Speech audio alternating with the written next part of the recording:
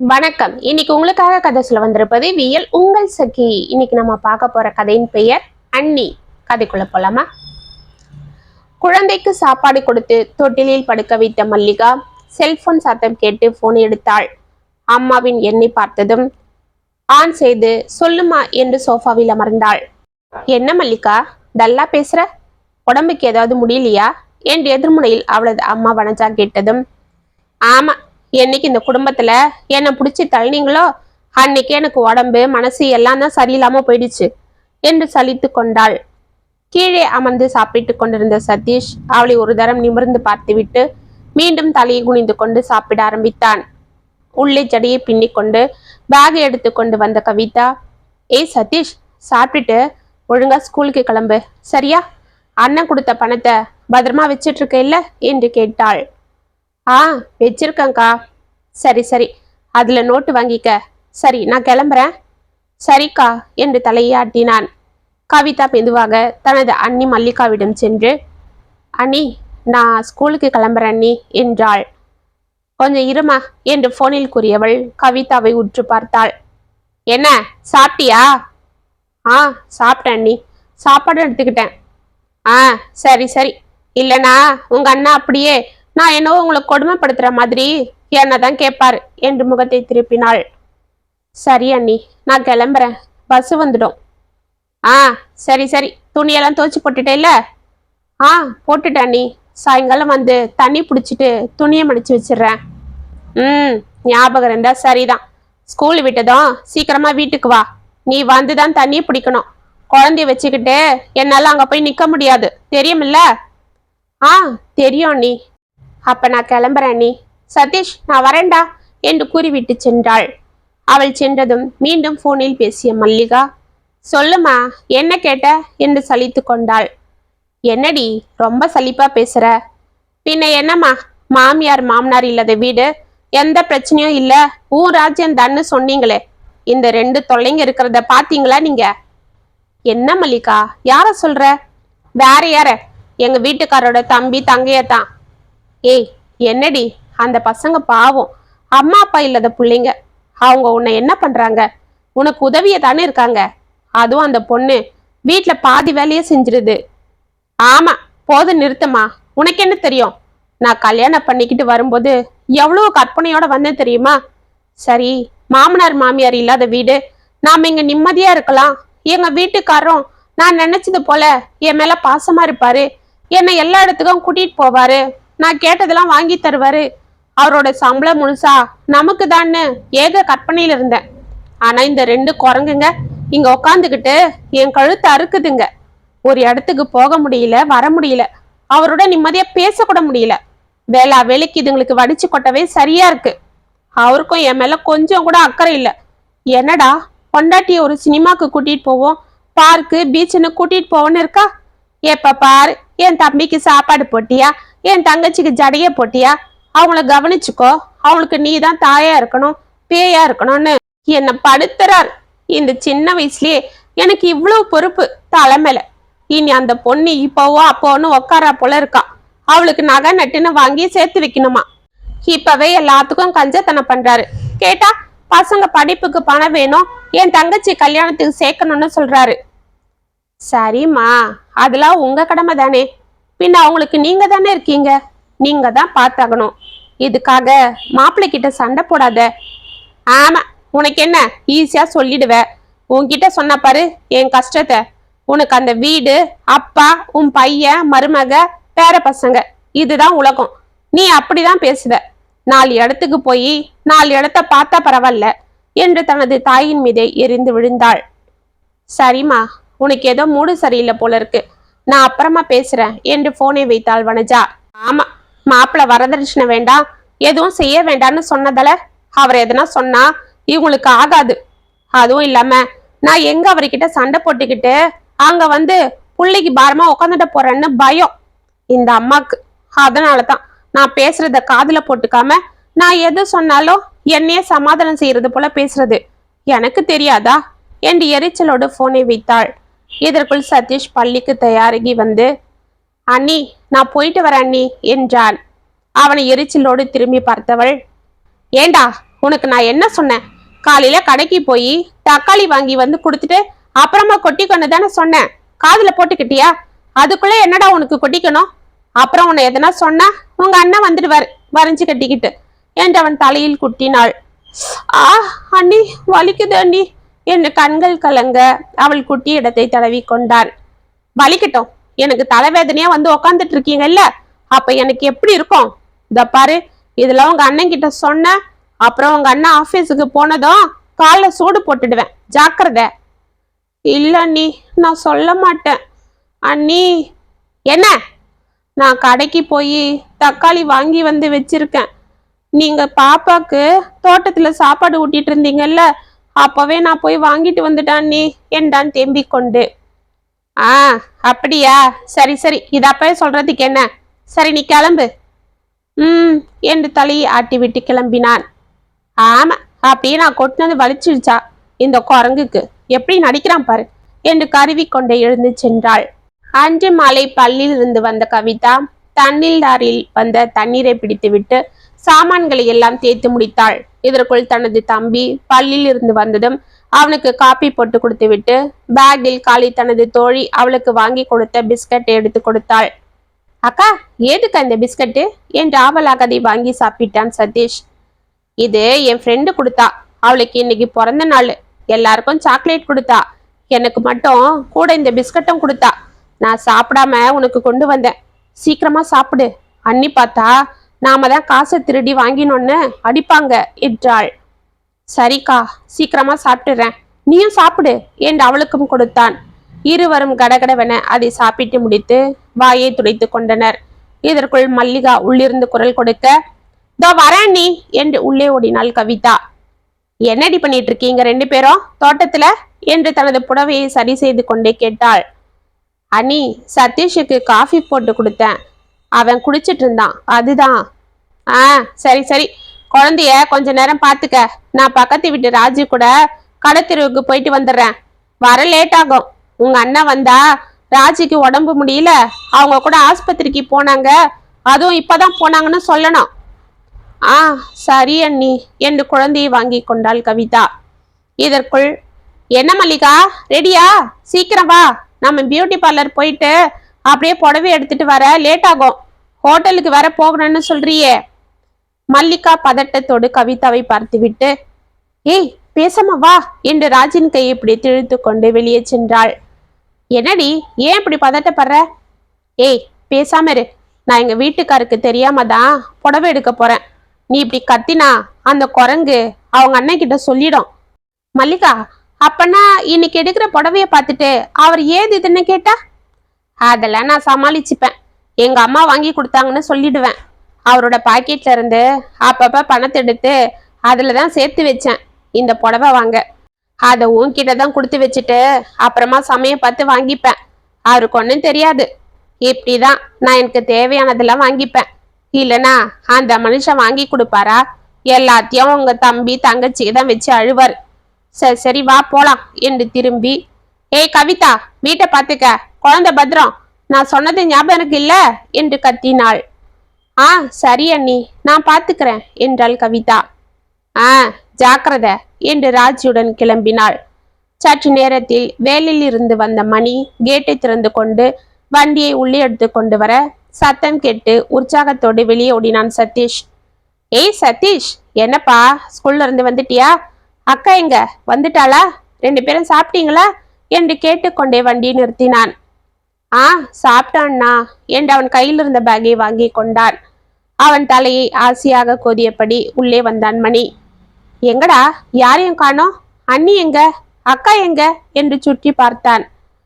அக்கா தோட்டத்துல பாப்பா வச்சிட்டு இருக்கு, பாப்பா ரொம்ப நேரமா அழுதுட்டே இருக்குண்ணா, இப்பதான் அக்கா அதுக்கு விளையாட்டு காட்ட தோட்டத்துக்கு எடுத்துட்டு போச்சு. அப்படியா, அண்ணி எங்க என்று கேட்டுக்கொண்டே அவன் தோட்டத்து பக்கம் போக, இதற்குள் அண்ணா வாண்ணா, இப்பதான் வந்தியா என்று கேட்டுக்கொண்டே குழந்தை எடுத்துக்கொண்டு உள்ளே வந்தாள் கவிதா. குழந்தை சோர்ந்திருக்க மணியை பார்த்ததும் அவனிடம் தாவி ஓடியது. ஏய் செல்லக்குட்டி, அழுதியா? ஏண்டா என்று அதை கொஞ்சி விட்டு, ஆமா கவிதா, எங்கம்மா உங்க அண்ணிய காணோம், நீ ஏன் படிக்காம குழந்தைய வச்சிட்டு இருக்கிற என்றான். அது வந்துன்னா அண்ணி இப்பதான் பக்கத்து வீட்டு ராஜி அக்கா கூட ஆஸ்பத்திரிக்கு போனாங்க. அவங்களுக்கு ஏதோ உடம்பு சரியில்லையா. ஆமா, வாரம் ஒரு நாளைக்கு கரெக்டா அவங்களுக்கு உடம்பு சரியில்லாம போகுதே. என்ன கதை இது? எனக்கு ஒன்றும் புரியல. சரி, நீங்க சாப்பிட்டீங்களா? சாப்பிட்டேண்ணா என்றால் தடுமாறிக்கொண்டு. என்ன சாப்பிட்டீங்க? அது வந்து அண்ணி டிஃபன் செஞ்சு வச்சிருந்தாங்க. ஆ உங்களை பார்த்தாலே தெரியுது சாப்பிட்டீங்களா இல்லையான்னு. சரி சதீஷ், அந்த பேக்ல பஜ்ஜி மசால் வடைலாம் இருக்கு, எடுத்து 2 பேரும் சாப்பிடுங்க. ஆமா, குழந்தைக்காவது எதனா கொடுத்துட்டு போனாலா இல்லையா? இல்லைண்ணா, நான் இப்பதான் பிஸ்கட் கொடுத்தேன். பால் தான் குடிக்காம அழுதா. அதுதான் தோட்டத்துக்கு கூட்டிகிட்டு போய் விளையாட்டு காட்டினேன். சரிம்மா, நான் பார்த்துக்கிறேன். நீங்கள் சாப்பிட்டு உக்காந்து படிங்க. அடுத்த வாரம் எக்ஸாம் வருது இல்லை? சரிண்ணா. அண்ணா இந்தாங்கண்ணா, காலையில் நீங்கள் நோட்டு வாங்க கொடுத்த பணத்தில் மிச்ச பணம் என்று தனது பேக்கில் இருந்து 10 ரூபாயை கொண்டு வந்து கொடுத்தான் சதீஷ். பரவாயில்லப்பா, இது நீயே வச்சுக்க, நாளைக்கு எதனா வாங்கி சாப்பிட்டுக்க என்று அன்போடு அவனை பார்த்தான். அண்ணா, நாளன்னைக்கு ஹால் டிக்கெட் கொடுக்குறாங்கண்ணா, நீ வரணும். ஏதோ ஃபார்மில் கையெழுத்து போடணுமா, அப்படியே ஃபீஸும் கட்டிட சொன்னாங்க என்றாள் கவிதா தயங்கி கொண்டு. அப்படியா என்று சற்று யோசித்து கொண்டிருந்த மணி, சரிம்மா, நாளைக்கு நான் பர்மிஷன் போட்டுட்டு வரேன், ஓகேவா? நீ சாப்பிட்டு படி என்றான். இருவரும் சாப்பிட்டு முடித்து படித்து கொண்டிருக்க குழந்தையை வைத்து கொண்டு வெளியே விளையாட்டு காட்டி கொண்டிருந்த மணி உள்ளே வந்து, கவிதா, உங்க அண்ணி எந்த ஆஸ்பத்திரிக்கு போயிருக்கா? ஃபோன் பண்ணாலும் எடுக்க மாட்டேன்றா. மணி 8 ஆகுது, இன்னும் ஆளை காணோம். இனிமே அவ எப்ப வந்து டிஃபன் செய்யறது? நான் போய் பார்த்துட்டு வரேன் என்றான். அண்ணா, அது வந்து எந்த ஹாஸ்பிட்டல்னு சொல்லலண்ணா என்று திருத்திருவன விழித்தாள் கவிதா. அவளை சந்தேகமாக பார்த்த மணி, ஏய், உண்மையை சொல்லு, உங்க அண்ணி எங்க போயிருக்கா? அண்ணாவிடம் உண்மையை சொல்லலாமா வேண்டாமா? சொன்னால் நாளை அவன் வேலைக்கு சென்றதும் அண்ணியிடம் அடி எப்படியெல்லாம் விழும். அடி மட்டும் தானா, இல்லை சூடு போடுவாளா என்று மனதில் நினைத்து பதட்டத்தோடு சதீஷை பார்த்து கொண்டிருந்தாள். என்ன கவிதா, ஏன் அப்படி முழிக்கிற? உண்மைய சொல்லு, உங்க அண்ணி எங்க போனா? நான் ஆஸ்பத்திரிக்கு தான் போயிருந்தேன்னு சொல்லேண்டி, வாயில் என்ன வச்சிட்டு இருக்கிற என்று கத்தி கொண்டே அங்கே வந்தாள் மல்லிகா. அவளை திரும்பி பார்த்த மணி, என்ன மல்லிகா, ஏன் போன் போட்டா எடுக்க மாட்டேன்ற? நான் பயந்துட்டேன், குழந்தை வர அழுதுட்டே இருக்கா. இவ்வளவு நேரம் கழிச்சு வரியே, பசங்களுக்கு எதனா டிஃபன் செய்ய வேண்டாமா? அட்லீஸ்ட் செஞ்சு வச்சுட்டாவது போயிருக்கலாம் இல்ல? அடுத்த வாரம் 10th எக்ஸாம் அவளுக்கு. குழந்தைய வச்சுக்கிட்டா அவ அவதிப்படுறா. குழந்தைய எடுத்துக்கிட்டாவது போயிருக்கலாம் இல்ல? ஆமா, நான் என்ன ஊரை சுத்தவா போனேன்? ஆஸ்பத்திரிக்கு போனேன். அங்கெல்லாம் குழந்தைய கொண்டு போனா இன்ஃபெக்ஷன் ஆகாதா? அதுக்கு தான் விட்டுட்டு போனேன். ஏன் உங்க தங்கச்சி கொஞ்ச நேரம் பார்த்துக்கிட்டா தேஞ்சிடுவாளோ? ஏய், அவளுக்கு அடுத்த வாரம் எக்ஸாம். ஆமா, இத்தனை நாளா படிக்காம இந்த ஒரு வாரத்துல அப்படி என்ன படிச்சிட போறா? இதோ பாரு, ஏதாவது பேசினேன்னு பேசாத. போய் சீக்கிரமா டிஃபனை செய். செஞ்சது தப்பு, இதுல பேச்சு வேற என்று முனறினான். என்னது, நான் என்ன தப்பு பண்ணிட்டேன்னு இப்படி பேசுறீங்க என்று அவனை முறைத்தாள் மல்லிகா. சதீஷும் கவிதாவும் பயந்து நடுங்க. ஏய் பசங்களா, நீங்க உள்ள போய் படிங்க என்று அவர்களை உள்ளே அனுப்பினான் மணி. அவர்கள் சென்றதும், ஏய் உனக்கு அறிவு இருக்கா இல்லையா? பசங்க எதிர்க்க ஏன் அப்படி கத்துற? உனக்கு எத்தனை வாட்டி சொல்றேன், அப்படி அவங்க எதிர்க்க சண்டை போடுறது போல பேசாதன்னு. ஆமா, நான் சண்டைக்காரி தான். நீங்க பேசுறதெல்லாம் தெரியல, அதுக்கு பதில் சொன்னா நான் சண்டைக்காரியா என்று மீண்டும் கத்தினாள். இதோ பாரு, நீ எந்த தப்பும் பண்ணல, நான் தான் பண்ணேன். போதுமா? பேசாம போய் வேலையை பாரு. இப்படி சொல்லிட்டா என்னவோ நீங்க ரொம்ப நல்லவர் போல எனக்கு விட்டு கொடுத்து போறீங்கன்னு எல்லாரும் நினைக்கணுமா? ஏய் என்னம்மா, என்ன ஆச்சு உனக்கு? இப்ப நீ வெளியில போயிட்டு வந்ததுக்கு நான் எதனா உன்னை சொன்னனா? நீ கண்டிப்பா ஆஸ்பத்திரிக்கு போகலன்னு எனக்கு நல்லா தெரியும். அப்ப கூட நான் எதனா கேட்டேனா? குழந்தைய தூக்கிக்கிட்டு போகலாம் இல்லைன்னு தானே கேட்கிறேன். அப்புறம் என்ன? மல்லிகாவிற்கு திக்கன் ஆகியது. இருந்தாலும் அதை வெளியே காட்டி கொள்ளாமல், நான் ஆஸ்பத்திரிக்கு போகலன்னு யார் சொன்னது? உங்க தங்கச்சி சொன்னாளா என்று உள்ளே பார்த்து முறைத்தாள். அவ ஒன்னும் சொல்லல, ஆனா உன்னை பார்த்தாலே தெரியுதே, நீ பண்ணிருக்கிற ட்ரெஸ்ஸுக்கும் நீ புதுசா ஹைப்ரோ த்ரெட் பண்ணிக்கிட்டு வந்திருக்கிறதும் பார்த்தாலே தெரியல. அது ஆஸ்பத்திரி பக்கத்துல பியூட்டி பார்லர் இருந்தது, அதுதான் வரும்போது அப்படியே ட்ரிம் பண்ணிட்டு வந்தேன். அது தப்பா? அது தப்புலாம் ஒண்ணும் இல்லை. ஆனா இந்த நேரத்துக்கு இப்ப இதெல்லாம் தேவையா? இந்த வயசுல செஞ்சுக்காம வயசானதுக்கு அப்புறமா செஞ்சுப்பாங்க. நீ அது மட்டும்தான் செஞ்சிருப்பியா? இன்னும் எங்கெல்லாம் போய் என்னெல்லாம் வாங்கியிருப்பன்னு எனக்கு தான் தெரியும். ஓ, தெரியுமா? சரி, தெரிஞ்சுக்கோங்க. என்ன இப்ப நான் பயந்து நடுங்கணுமா? நான் என்ன தப்பா பண்ணிட்டேன்? ஆமாங்க, நான் கடைக்கு தான் போனேன், புடவை வாங்கினேன், ஹோட்டல்ல போய் சாப்பிட்டேன். என்ன இப்ப நாள் முழுக்க உங்களுக்கும் உங்க தங்கச்சி தம்பிக்கும் உழைச்சி கொட்டுறேன். நான் இதை கூட செஞ்சுக்க கூடாதா? வேற என்ன சந்தோஷம் இருக்கீங்க எனக்கு என்று அழ ஆரம்பித்தாள். ஏய், இந்த பாரு, உனக்கு இங்க நான் என்ன குறைச்சல் வச்சிருக்கேன்? 3 வேளைக்கு நல்ல சாப்பாடு இல்லையா? கட்டிக்க துணி இல்லையா? நகை நட்டுன்னு இல்லையா? ஆமா இருக்கு, அப்படியே பீரோ நிறைய, எல்லாம் எப்போ வாங்கினது. முதல்ல அதெல்லாம் போட்டு முடி. அந்த புடவையெல்லாம் ஒவ்வொரு நாள் ஒன்னொன்னு கட்டினாலும் வருஷம் பூரா புது புடவையே கட்டிக்கலாம். இப்ப என்னங்க, என்ன சொல்ல வரீங்க? நான் சந்தோஷமா இருக்க கூடாதா உங்களுக்கு? எனக்கு இங்க நீங்க என்ன நிம்மதியை கொடுத்துட்டீங்க? நான் இப்ப பண்ணது தப்புன்னு சொல்றீங்க? இதோ பாரு, நான் உன்னை எதுவும் சொல்லல, நீயே தான் எல்லாம் சொல்ற. நீ பண்ணது உனக்கே உறுத்துது. என்ன உறுத்துது? பின்ன அடுத்த வாரம் கவிதாக்கு எக்ஸாம். நான் இன்னும் இந்த டேர்ம் ஃபீஸே கட்டாம இருக்கேன். அது கட்டினாதான் ஹால் டிக்கெட்டே கொடுப்பாங்க. அதுக்காக வச்சிருந்த பணத்தை போன வாரம் உன் சித்தப்பா பொண்ணு கல்யாணத்துக்கு கிஃப்ட் வாங்கணும்னு வாங்கிட்டு போயிட்டேன். அதுக்கே நான் என்ன பண்றதுன்னு முழிச்சிட்டு இருக்கிறேன். ஆமா, பின்ன உங்க தம்பி தங்கச்சியவே பார்த்துட்டு இருந்தா எங்க சொந்தங்களையும் நான் பார்க்க வேண்டாமா? அப்புறம் அவங்க என்ன கேவலமா நினைக்க மாட்டாங்க? வாக்குவாதம் வேண்டாம், சமாதானமாக போகலாம் என்று சற்று இறங்கி வந்து அவளிடம் அமைதியாக பேசினான் மணி. இதோ பாரு மல்லிகா, நான் கிஃப்ட் வாங்கினது தப்புன்னு சொல்ல வரல. ஆனா இவ்வளவு காஸ்ட்லியா எதுக்குன்னு தான் கேக்குறேன். இப்போதைக்கு சாதாரணமா எதனா எடுத்து கொடுத்துட்டு அப்புறமா கூட அவங்களுக்கு செஞ்சிருக்கலாம். இன்னும் எவ்வளவோ இருக்கு. நீ தானே நம்ம குடும்பத்தை பார்க்கணும், பொறுப்பா இருக்கணும் என்றவள் தலைமுடியை சரி செய்தான். அவன் கையை தட்டி விட்டவள், இப்ப நான் என்ன பொறுப்பா இல்லாம ஊதாரித்தனமா இருக்கேன்? நீங்க வாங்குற சம்பளம் நம்ம 2 பேருக்குமே தாராளமா பத்தும். ஆனா நீங்களா வச்சிட்டு இருக்கீங்களே இந்த தொலைங்களை, அதுங்களால தான் நமக்குள்ள இப்படி பிரச்சனையே வருது. பேசாம அதுங்களை கொண்டு போய் எங்காவது ஆசிரமத்துல விடுங்கன்னு சொன்னா கேக்குறீங்களா என்றாள். ஏய், அவங்க என்ன யாரும் இல்லாத அனாதைங்களா? ஆமா, அம்மா அப்பா இல்லைன்னா அதுங்க அனாதை தான். அம்மா அப்பா இல்லைன்னா என்ன, பெத்த தகப்பனாட்டம் நான் இருக்கேன். எங்க அம்மா அப்பா அந்த பிஞ்சுங்களை அண்ணங்காரன் என்ன நம்பி விட்டுட்டு போயிருக்காங்க. நானாவது எங்க அம்மா அப்பா கூட அவங்க அன்புல கொஞ்ச நாள் வளர்ந்தேன். ஆனா அந்த பசங்களுக்கு அது கூட கிடைக்கல. சரி, நாம கல்யாணம் பண்ணிக்கிட்டா வரவ அவங்களுக்கு தாயா இருந்து அன்பை கொடுத்து பார்த்துப்பான்னு வரதட்சணை சீரு நகன்னு எதுவும் வேண்டாம், எனக்கு மனைவியா இருக்கிறத விட என் தம்பி தங்கச்சிக்கு ஒரு தாயா இருந்தா போதுன்னு உன்னை கட்டிட்டு வந்தேன். ஆனா நீ தாயா இல்லைனாலும் ஒரு மனுஷியா கூட நடந்துக்க மாட்டேன்ற. அப்படி என்னடி அவங்க உனக்கு பண்ணாங்க? எப்ப பாரு அவங்கள கரைச்சி கொட்டுற. ஆமா, அவங்களால எனக்கு நிம்மதி இல்லை.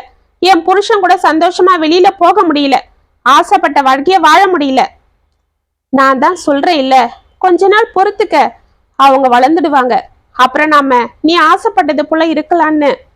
எப்ப கிழவி கிழவன் ஆனதுக்கு அப்புறமா? ஏன் மல்லிகா இப்படி பேசுற?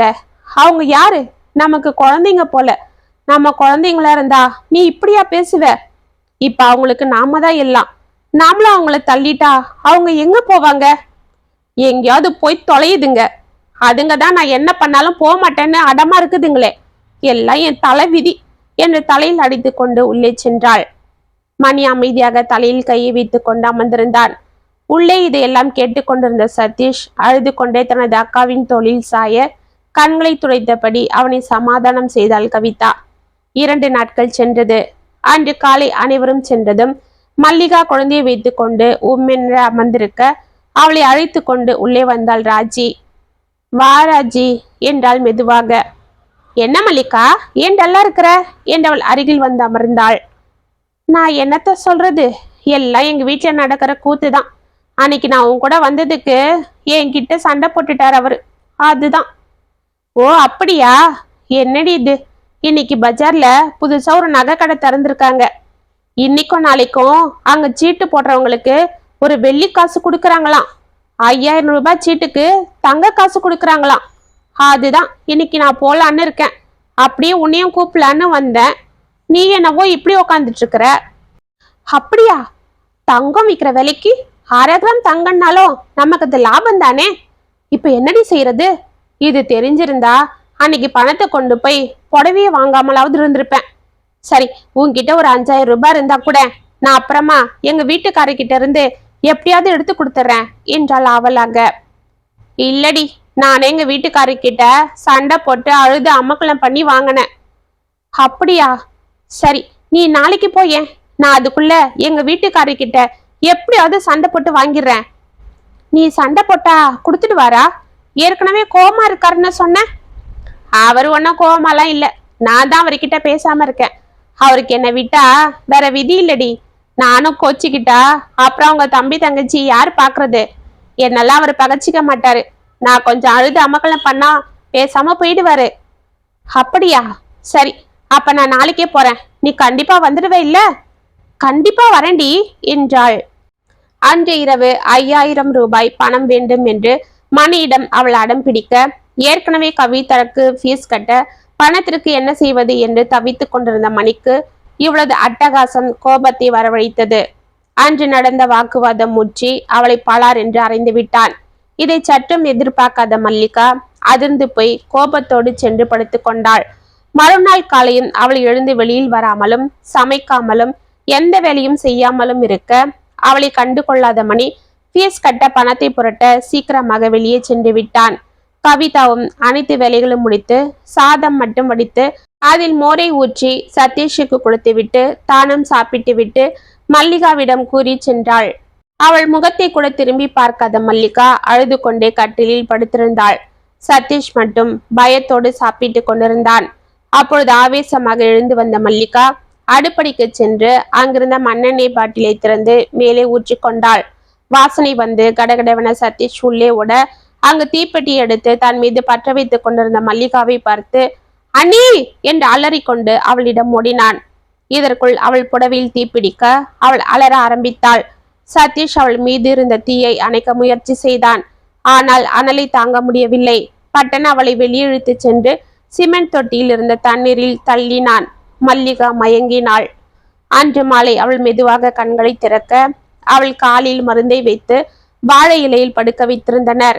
தீ அவ்வளவாக உடம்பில் பரவாமல் இருந்ததால் காலில் மட்டும் தீக்காயங்கள் பட்டிருந்தது. எதிரே மணி தலையில் கையை வைத்து அழுது கொண்டிருந்தார். வெளியே கவிதா குழந்தையை வைத்துக் கொண்டிருந்தாள். மற்றொரு புறம் அவளுக்கு விசிறி கொண்டு அமர்ந்திருந்த வனஜா அவள் கண்களை திறந்ததும், ஏய் பைத்தியக்காரி, என்னடி இது? என்ன காரியம் பண்ண? அவ்வளோ என்னடி உனக்கு அகம்பாவம் என்று கதறினாள். இதை கேட்டு தலையை குனிந்திருந்த மணி தலையை நிமிர்த்தி மல்லிகாவை பார்த்தான். மல்லிகா, மல்லிகா, இப்ப எப்படிமா இருக்கு? என்ன மல்லிகா, ஏன் இப்படி பண்ண? உனக்கு எதனா ஆயிருந்தா நான் என்ன பண்ணிருப்பேன்? குழந்தை என்ன ஆயிருப்பா? நீ இதை நினைச்சு பாத்தியா? உனக்கு என்னம்மா அப்படி என் மேல கோவம் என்று கதறினான். மல்லிகா கண்களில் கண்ணீர் வடிந்தது. இப்ப என்னம்மா, உனக்கு என்ன வேணும்?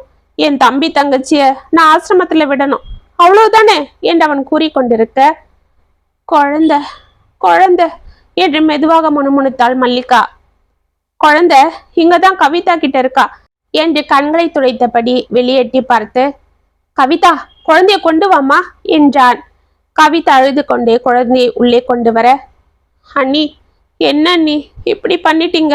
உங்களுக்கு எதனா ஆயிருந்தா நாங்க திரும்பவும் அம்மா இல்லாத பசங்க ஆயிருப்போம் என்று தேம்பிக் கொண்டே குழந்தையை அவளிடம் கொடுத்தாள்.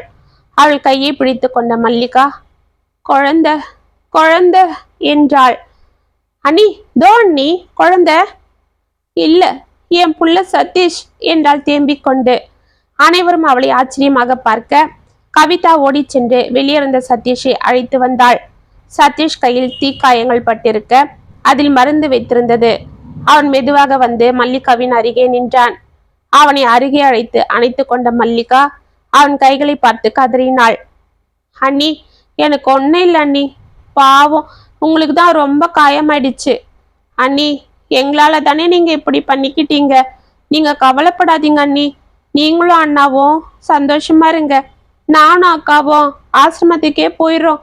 உங்களுக்கு எதனா ஆயிட்டா பாவம் நம்ம பாப்பா எங்களை போல அம்மா இல்லாம அழும் என்றான்.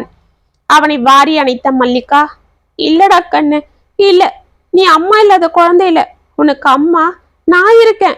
உங்க 2 பேருக்கும் இனிமே நான் தான் அம்மா.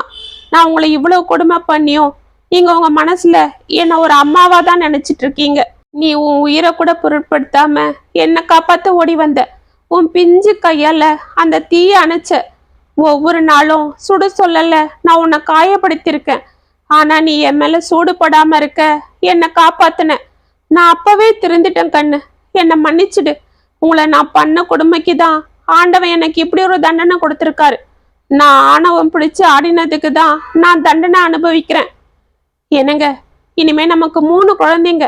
என் குழந்தைங்கள நான் பத்திரமா பார்த்துப்பேன்.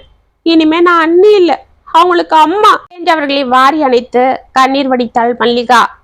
மணி ஆனந்தமாக அவர்கள் அனைவரையும் அணைத்து கொள்ள வனஜா மகிழ்ச்சியோடு அவர்களை பார்த்து கொண்டிருந்தாள். இத்துடன் அண்ணி கதை முற்றும். உங்களுக்காக நான் எழுதின இந்த கதை உங்களுக்கு பிடிச்சிருந்தா கமெண்ட்ஸ்ல சொல்லுங்க, லைக் பண்ணுங்க, ஷேர் பண்ணுங்க, மறக்காம சப்ஸ்கிரைப் பண்ணிக்கோங்க. மீண்டும் நாளைக்கு வேற ஒரு சுவாரஸ்யமான கதையோட உங்களை சந்திக்கிறேன். அது வரைக்கும் இணைப்பிலே இருங்க. இப்படிக்கு வியல் உங்கள் சகி.